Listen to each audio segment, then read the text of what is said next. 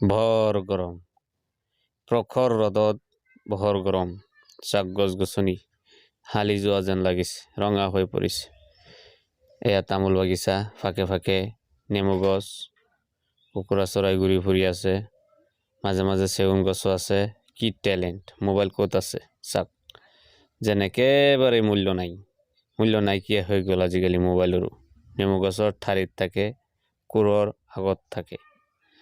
কোনোবাই কোৰ মাৰিছে, কষ্ট লাগিছে, পানীও খাইছে।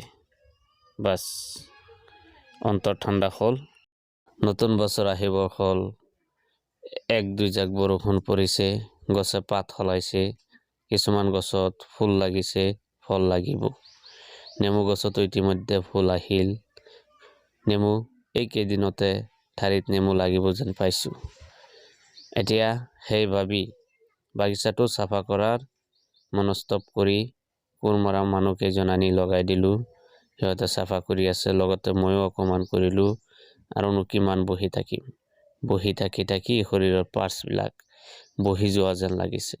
অলপ লৰচৰ নকৰিলেও নহ'ব। গাটো একদম এলেহুৱা হৈ গৈছে। সেইবুলি আজি এই প্ৰখৰ ৰ'দত সিহঁতৰ লগতে অকণমান কোৰ মাৰিলোঁ।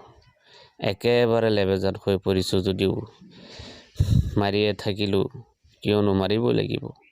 কৰ্মৰ অবিহনে জীৱনখনত একো নাই।